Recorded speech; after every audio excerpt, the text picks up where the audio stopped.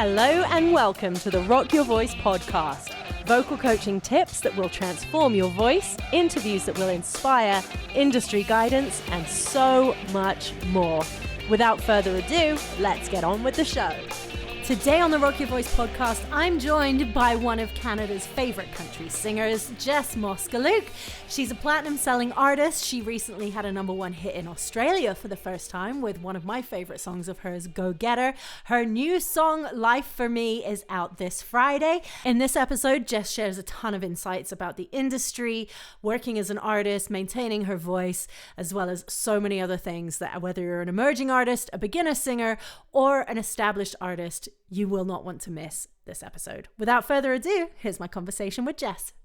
How are you? It's so lovely to see you. It's good to see you too. How are you? Yeah, I'm really good. It's this is really interesting actually. I'm so excited for this conversation because the last time you were on my podcast, like so much has changed since then.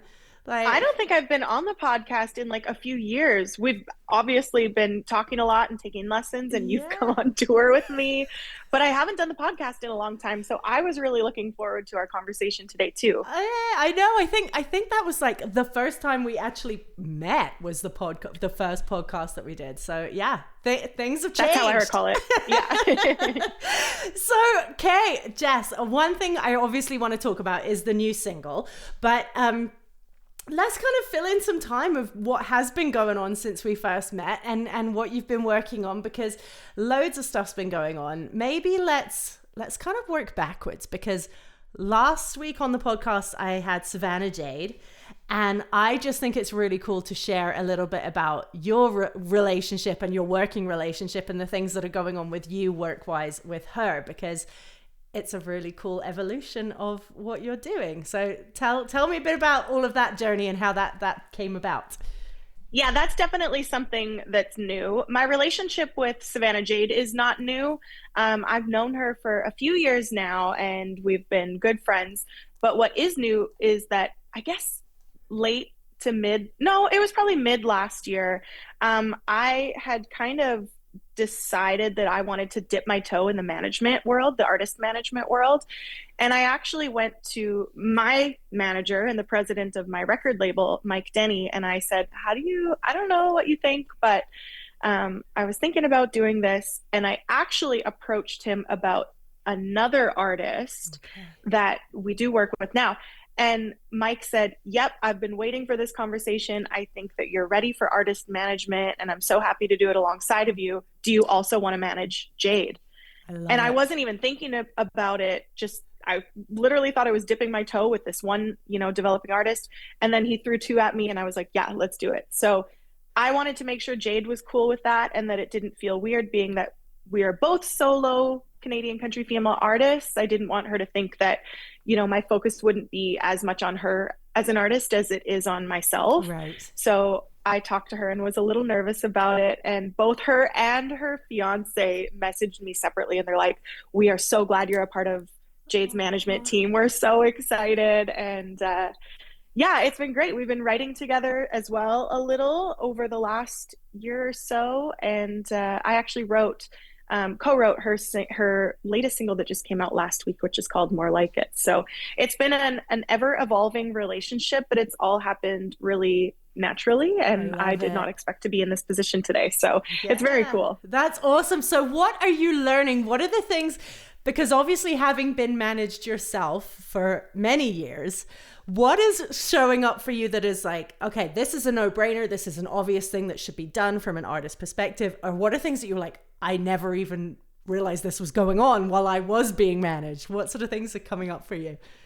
They're still coming up. This is still really new for me. And I think what I'm mostly learning right now is my specific role in my artists' careers. Right.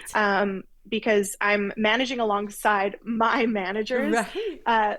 So that's a unique dynamic, but it seems to be working really well. There's no learning each other. We already have worked together for a decade. Yeah. So I think for me right now, I'm trying to find where I can fill in the blanks and what I can do that my other managers may not be able to do or may not have as much experience. I'm constantly trying to like mitigate everybody's feelings, Yeah. which is not necessarily a manager's job, but that's just who I am as a person. Yes. So there's been a lot of crossover. It's cool. I think that I really love the artist development phase and trying to get to the core of who an artist is and how they Yeah. want to present themselves to the world. Um, there's all kinds of things that I've been learning about, like streaming counts and how that works, and just like specifics about where certain companies are at any given time. A lot of like Hmm. kind of boring behind the scenes stuff that even I have to be like, oh, I have to pay a little more attention to this now than I did last year. Is it enhancing your career as an artist too? It must be. It's got to be giving you some incredible tools to be like, now I understand both sides of the fence. Yeah, it's cool because anything that I learn, especially based on like streamers or radio stations, or Yeah. people changing positions in certain companies and stuff, anything I learn for my artists, I can apply to my own career as well. Yeah. So I think that just we're we're really working at my record label, specifically MDM, at coming up with a really nice, clean, smooth process to releasing songs, introducing an artist to the world, and just making sure that there really is a seamless process between social media, graphic design, video shoot, photo shoot, brand guides, songs, Mm-hmm. song release dates. And I think that that's been something that we started with Jade, are now applying to our other artists. And I've also kind of used its momentum for like I'll say a mild rebrand on my own career, just Okay. to tighten things up and make everything a little bit shinier again. And I'm sure that is like the tippy tip of the iceberg. I know I have so much to learn. I feel like I've Right. barely just dipped my toe in it. Tell me a bit about, let's go way back now, your experience in finding management. Because as you know, this podcast, we have all the voice training stuff, but I love digging into the industry stuff with the artists who are doing it. And so you talked about the text from Jade and her partner, and that moment of like, yeah, we've got an awesome manager. Tell me a bit about when that first happened for you. How was that for you as a young Jess? Yeah, I've had so Mike Denny, Mitch Merritt, and Carmen Choney are my managers. They're not my first managers. So like I had management when I was like, I think I was 15 or 16. I must have been 16 years old and just won some talent contests, and at that time the management that I had was, I'll say like a smaller, more locally run Yeah. company. And I thought I wanted them to get me to book gigs, Yeah. essentially. Not really a manager's job. I know now that it's more an agent's position, but 16-year-old Jess didn't know. Yeah. So, had that, and I think everything is a stepping stone. So I've had, multiple managers, and um, I could go on and on about the kind of the progression of that. But I was working with an artist development company in Nashville years and years ago, and they had actually introduced me to Mike Denny. I'm not Okay. even sure how they got connected, but Mike must have reached out to them because he had seen some YouTube videos that I was Okay. working on, and the YouTube thing was really happening for me at the time. Right. I was getting Yes. like millions of views, and making that a main focus and priority in my Yeah. career. And I guess Mike saw one of the videos and started asking around the Canadian country scene if anybody knew me. And most people were like, nope, not a clue.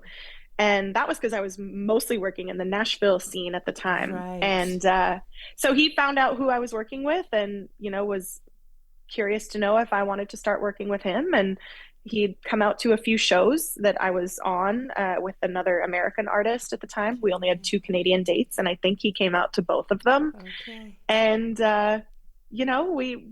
we figured it out. We That's that the so rest cool. is kind of history. Yeah, yeah. So, what would be some advice you would give to a young artist starting out if they are looking for management? I know one of the biggest things that I come across is some artists seem to look for management before they're ready. Yeah. They're kind of like, I've got a manager, It's like, but what are they Yeah. managing? So, what sort of 100%. advice do you have for emerging artists in that situation? Well, ironically, the advice was going to be don't look for one before you're ready. But I guess to elaborate that a little further, your manager will do a lot, but nobody should work harder for you than you do for yourself. So I guess learn to do all of those things. Go to workshops within like whatever province you're based in, the Alberta, Country Music Association or the Saskatchewan Country Music Association, the Canadian country music or whatever. I guess there's probably people that listen to this podcast that are in other genres as well, but go and swim in some of those circles and network and learn as much as you can. This also prevents you from getting scammed by a manager at times. I've been so fortunate that has not been the case for me, knock on wood, but the more you know, the more your manager can do for you. Right. And truth be told, your manager may take you to the next level. They'll also, help you. It'll help your time management skills a lot as well. But you got to do so much of the grunt work just to be noticed by a manager or for a manager to want to work with you at all. So, I guess my advice would be you probably don't have to look for a manager, because if you're doing it right, they will probably find you. I love that. I did the artist management training with CMI, and it was just so fascinating to me. And like you said, going to these events, I always thought, why would I go to this event where it's just musicians and they're celebrating their successes and what have you? But the minute I started going to those things, it was when I built that community and that network of people, like amazing, so like Kurt Dahl, like meeting amazing entertainment lawyers and meeting just phenomenal people in the industry. So I think that's brilliant information to like join associations and like never think that you're not enough to be part of that. Yeah, and your membership fees are paying for things like workshops and stuff like that. So take advantage of them whenever you can. And if you have questions, you got to nut up and ask them. It's tricky sometimes. It's a little bit scary and intimidating, but even if you don't have questions, just being a sponge in that room and taking notes and paying attention. I can't count the amount of panels that I have presented on where, people are kind of just like looking around and it's like maybe their mom made them go or something. And it's like, okay, you're not getting you're not paying attention. If you were no good at paying attention in class, you got to buckle up. Exactly. Yeah, there's some really good information. There really, really is. So yes, pay attention, because when you're in a room with important people, you never know what you're going to learn. I loved being on the bus with obviously with everyone. It was so much fun being on tour with you. And I've always really admired your relationship with Carmen. And I think what you guys have is pretty unique. Yeah. I think for most artist manager relationships, of course, they're like incredibly like intimate is the wrong word, but intimate is also the right word. Yeah, so, totally.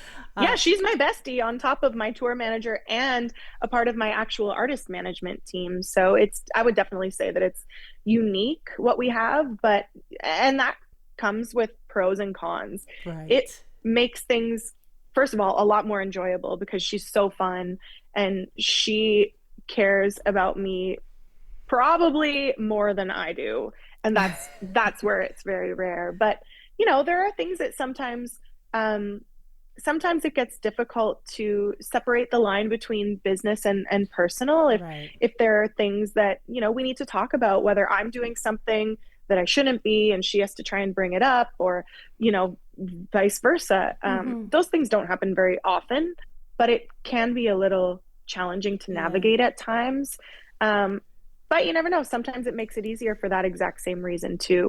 We can chat through things. Like everything is kind of open. Carmen's so great at what she does, and if you have ever come to one of my shows, you know Carmen. Like she's the real star here. Oh, bless. So speaking of that, kind of having to have those conversations and things, you are you've evolved as like the boss of your brand. Like we really like recently, especially, there's a lot of like the eyewear and the handpicked by Jess and all of these things have come out that are really, really cool ideas and collaborations that you've had over the past few years. And having that kind of, like you said, having those conversations have probably helped you kind of build confidence in like, okay, I'm bossing up. I'm in charge of me. I'm in charge of my brand. At what point do you remember going from seeing, okay, I'm Jess, the YouTube, the singer, little Jess, to like, holy shit, I'm a brand? Do you even see it like that yet? Or how do you feel about all of that? I do see it as a brand, and that may be an unpopular thing to say, but I do think it's important in this industry. And I also think it's why it's so important to authentically be yourself, because on stage, off stage, all the moments in between, you need to remain consistent, and that is your brand. Yes. Because, if you're one way off stage and another way on stage, it just looks so disingenuous. And I think that if you had to perform in a sense when you were off stage, it would be exhausting. I don't remember when that shift happened, but I do remember always being quite conscious of the fact that my brand is myself. And I don't know, I guess it's a little bit sad, but I'm just like wired to know that. Right. And like I said, it's just, I always have really wanted to just be myself, because I know that is my brand, and I don't want to pretend. But I think that it just over the years, it's changed and evolved, and maybe, like I said earlier, tightened up a little bit. For sure. Just really gotten clearer and more concise. Yeah. But I don't remember that shift happening. Yeah.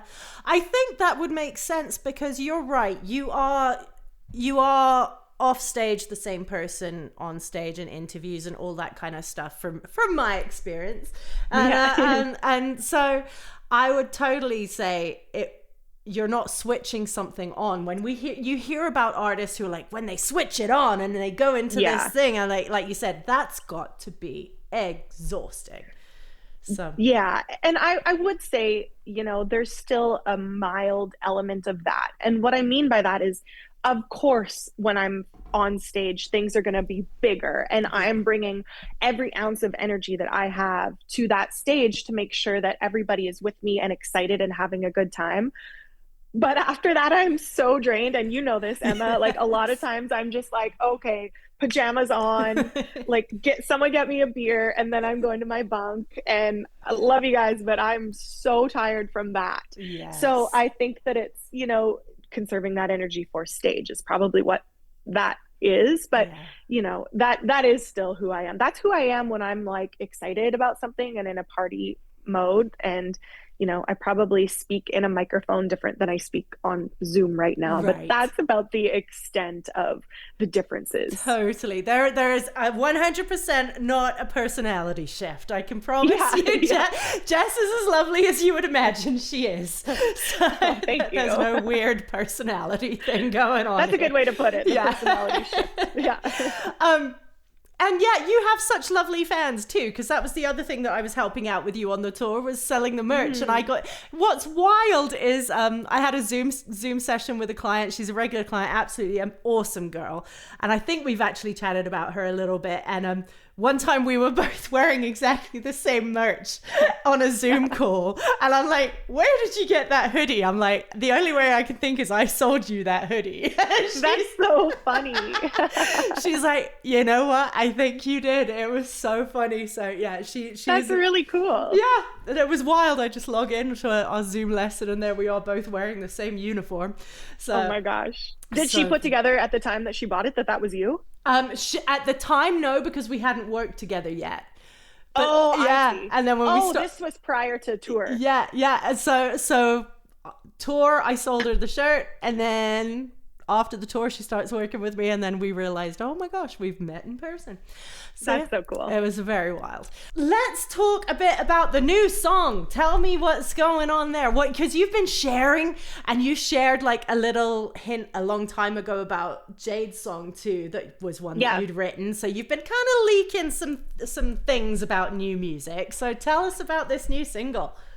Yeah, it's been an exciting time for new music.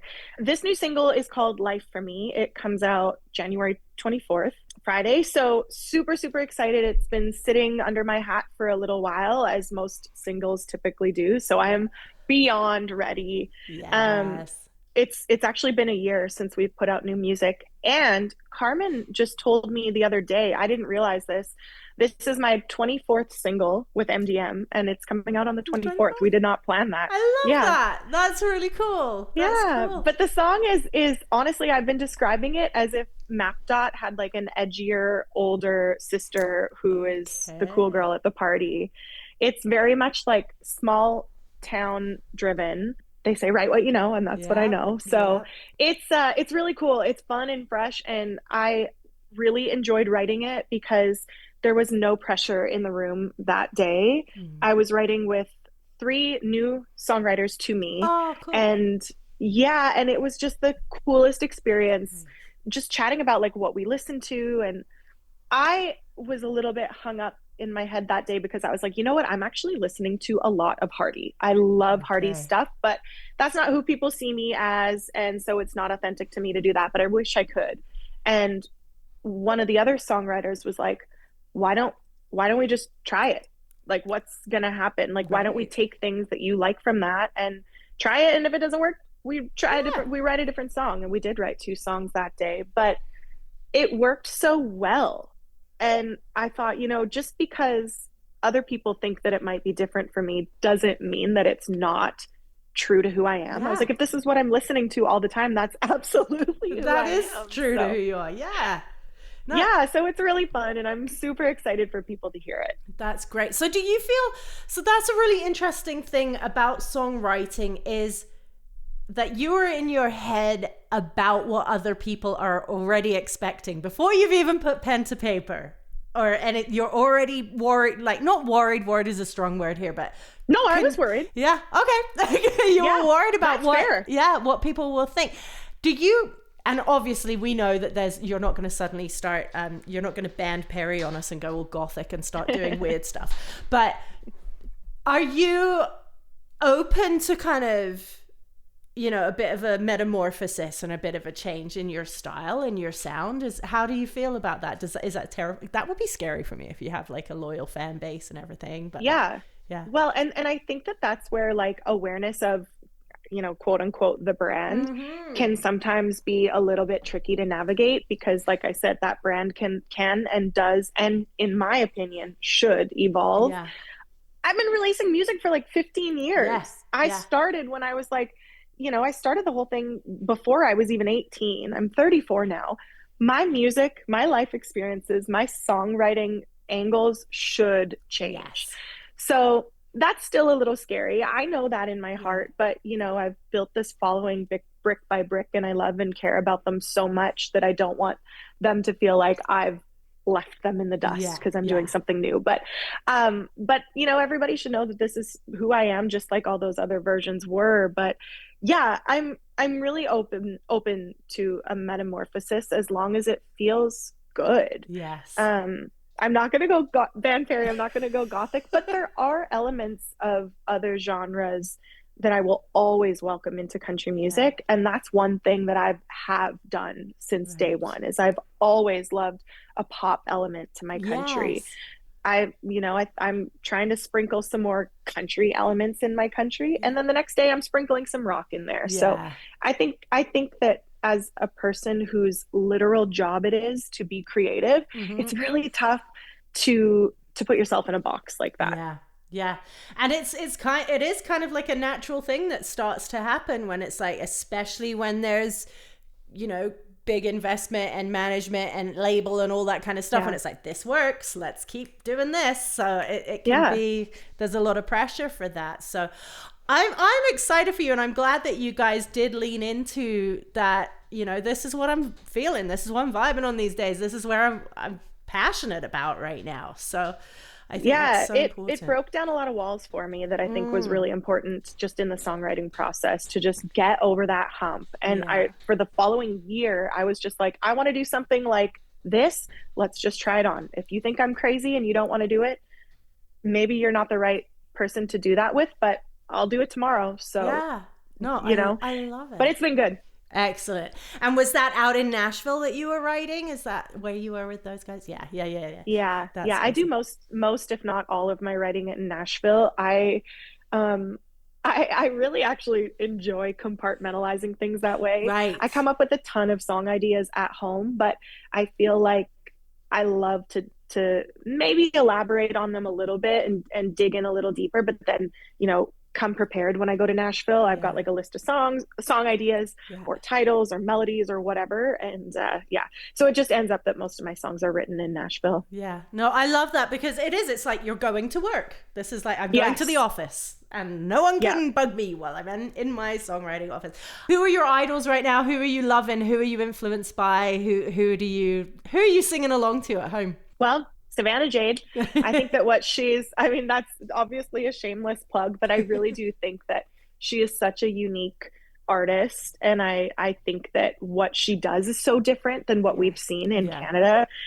So that's really exciting. But, like I said, I mentioned Hardy. I really love Mm, him. Tanner Adele, love her for a lot of the same reasons that I like Hardy. They don't okay. sound the same, Yeah. obviously, but I think that anyone who can bring in another genre, I think is so good for our genre. I think it's Right. so good for the country music landscape to have people kind of kick down genre borders and have, people who aren't traditionally country fans come in and say, oh, Yeah. this is country music. I love this. Yes. Um, so yeah, I would say those are a few of them. Yeah. Because country music is just it's got so many mini subgenres within Yeah. the umbrella. It's a really cool space to be in, and I absolutely love it. So, you're always and let's talk a little bit about your voice because honestly, and I'm not blowing smoke for you or or me, but just so many people comment about your vocal ability because Oh, what you hear live, what you hear on the record is what you hear live, then some live a lot of the times. It's thank just you. like, so a lot of the times when people are talking about vocalists in this genre, specifically in Canada, then your name is high up there on the list for sure, if not way up there. Oh, So wow. so Thank you yeah, so no, much. it's you. So let's share a little bit because I think it's so funny that people do comment about that, and then I'm like, well, where are you when training season starts? because I know where you are. You're here on Zoom on your like Yeah. treadmill doing all the Treadmill. work Yeah. and hustling and putting the effort in behind the scenes. So I'd love for you to share a little bit about your commitment to that and why it is that you do that, because the other people and some of them peers are like, how does this happen? How does she have such Yeah. a great voice? And it's like, of course, yes, Jess has a phenomenal voice as is, but you work hard for it, let's just say. Totally. Yeah. I think that a lot of people, when a lot of people find out, whether they are peers or just other people, find out that I take voice lessons and voice coaching with you, if nobody has caught on to that yet, Emma is my vocal coach. They're very surprised to learn Right. that. And that Yeah. is so weird to me. Yeah. I'm like, Yeah. guess what? Every single player in the NHL has a hockey coach. Yep. He's got trainers. Yep. And I think that a lot of people forget or maybe don't realize, depending on their position in life, that your vocal cords are muscles and your voice is best when used properly and safely and I would say often. Yeah. So I was one of those people for most of my career. I will say this. For most of my career until the past, I don't know, five years, I'll guess, did not warm up, did not cool down, did take voice lessons on and off. But then just, I felt so dumb. I felt silly. It felt ridiculous to warm up. I don't know why. I think it was a self-confidence thing. I just was like embarrassed. And, it was my record label that was like, you halfway through the set, you sound amazing. The first part of the set, you sound good. Right. But when adrenaline comes into play, and for me, that is the first few songs are always affected by adrenaline. Mm-hmm. And then I'm warmed up halfway Yeah. through the set, just in time to sing the last couple songs Yeah. and then get off stage. So my label was like, we really need you to start warming up. My band was like, okay, well, if you feel silly, we'll just do it with you so you don't feel silly.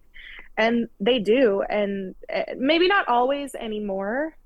We need to get back into that routine a little bit, but that helped me the most. Yeah. Ironically, my band was the biggest help in that, for me to get over that mental hump of like, how is it silly for you to warm up for your job so that you can do your job that someone is paying you to do the best that you possibly can? It's so like weird looking back at it, but yeah, warming up is really important. Cooling down for me is equally important. Staying hydrated is important, though very difficult. And yeah, I don't know. I was actually feeling a little guilty today because I hadn't taken a voice lesson with you and with anyone in so long.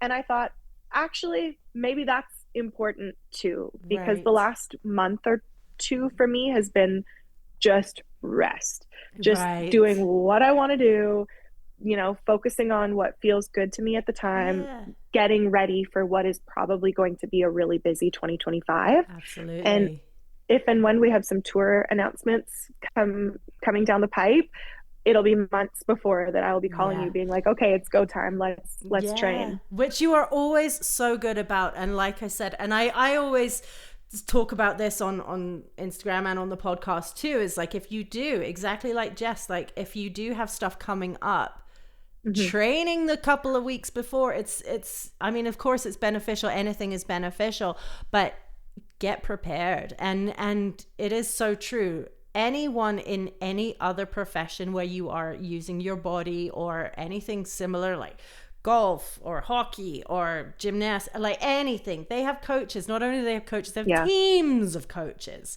Like, so it's actually, and we talked at the beginning about, I have a manager. This is really cool. I have a manager. Yeah. You know what? Add to your team and then make a voice coach your flex as well. Like, totally. Someone who's on your team trying to make you be better. It's not a sign of weakness. It's actually a sign of, I'm taking this really seriously and want to be the best at it.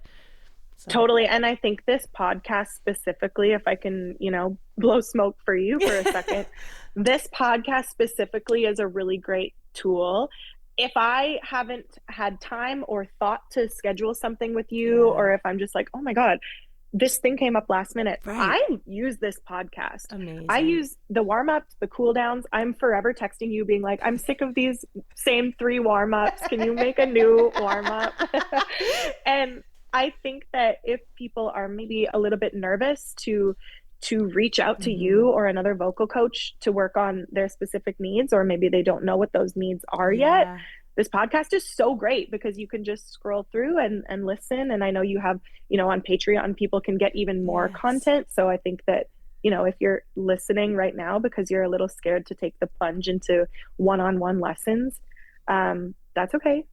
That's fine. That's fine. It takes time. Go when you're ready. Absolutely. I often tell people, it can be it's very scary sometimes, especially if you're not necessarily an emerging artist or an established artist yet. I mean, I guess it goes both ways too. Sometimes it's really hard.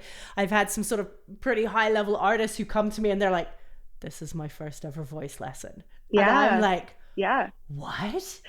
And then I have beginners who are just like literally shaking. I had one girl and she listens to the podcast religiously. She's now like one of my best friends. But she came like for lessons, I don't know, 8 years ago, canceled on me 3 or 4 times because she was just so terrified to just do it. It is scary. I will say this. As you're chatting, and I'm lucky that you and I have a really great relationship, so that helps. And I'm not scared to do a lesson anymore. But, and Emma I know you'll agree with this. How many times are we doing a warm-up or an exercise or something and I hit a terrible note for some reason and we're both laughing at each other? Like you are vulnerable in those moments, but just know that, I'm sure you've heard worse, either worse singers or worse notes even from me, so I think that just being, again, letting those walls down Yes. and just getting brave and putting yourself out there. If I would venture to guess that if I wasn't laughing at myself in those moments, you wouldn't be laughing at me. Yeah, If I hit a exactly. crazy note, you'd be like, okay, let's try that again. But I hit a crazy note and I'm like, whoa, that was so bad. And so then we're both laughing. So I can totally appreciate and respect why people feel vulnerable in voice lessons. I won't do this is weird and dumb and I'm contradicting myself. I hate doing voice lessons when Clay is home. Right. I almost won't do it. I'll send him away. Yeah. And that's just it. That's so true. Is like, you've got to have that, like, don't be so hard on yourself. Like, you can't be hard on yourself. We're making ridiculous noises and we're challenging the instrument in a way that, it's like, I always compare it to learning a dance routine. I am a terrible dancer. If I suddenly got up on watched a routine and suddenly got on stage and tried to do it, it would be hysterical and also probably traumatizing to an extent. But it's the same thing. It's only because we carry our voices around with us for our entire lives. We assume that we know what to do with it. And we put ourselves into boxes of like, oh, I'm a bad singer or I'm a good singer, depending on how you perform with it. Mm-hmm. But it is a learned skill. And that kind of leads to a quick question. When you were a kid, I'm gonna make the assumption here that you grew up in a house where Jess singing was fine and encouraged, and you could make noise and you could be whatever it was with your voice as a kid. Yeah, my mom bought me a karaoke machine for Christmas one year and I loved it so much. She did also buy me voice lessons for a year or 6 months or something to try it out, and she made a whole music room for me downstairs in the basement, probably where she couldn't hear. Very soundproofed. It was soundproof, I'm sure. I was in there for hours. Like, I just sang and sang and sang. I probably did some damage because I wasn't doing things correctly technically, right. But I just loved it so much. So yeah, it was super. I didn't come from a musical family, but the family that I have is super encouraging of it. Amazing. Because there's a whole podcast episode on nature and nurture, and my theory is if you are, as a kid, if you're encouraged and allowed to be noisy and explore and create, because people will say, oh, she was just born with it. It's like, no, I think she was encouraged to do it, as opposed to go read a book. You're being too noisy. That doesn't sound great, blah, blah, blah. I think it's not nature and nurture. I think it's encouragement and being told to shut up. So, yeah. And with that in mind, with encouragement in mind, I really do think that more people than we realize could sing and sing really well if they would be encouraged, let their guard down, be vulnerable, and work on that skill. I think that there would be a lot more really talented vocalists out there. Absolutely. Oh, Jess, this has been great. I've really loved chatting with you. I could go on for hours and hours, but I know you're an incredibly busy gal with lots going on. So this has been so much fun. So Life for Me coming out this Friday? Yes, this Friday. Goodness. The music video is coming out that day too. So it's fun. The whole big thing. I hate that when I have to wait for a music video. So yes. Me too. Like I said, we're rolling things out a little quicker this time around. We had the time. We took the time, so we had the time. So now you don't have to wait. Excellent. Well, thank you. I'm glad that my suggestions were taken seriously. We opened the suggestion box and there it was. Along with a Christmas card from Harrison. Oh my gosh. Yes, that's right.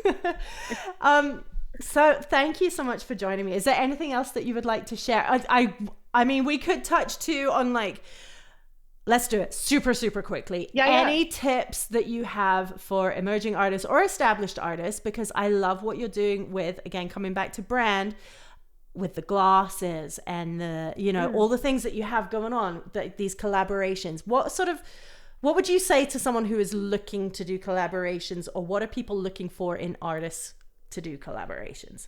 Yeah, to be honest, that one's a little tough because I think that the landscape has changed. And with the Jimmy Mack eyewear collection that you're referring to, I started working with them. I think it was like 2020, maybe, and it was a very different time. So now we've built a relationship together.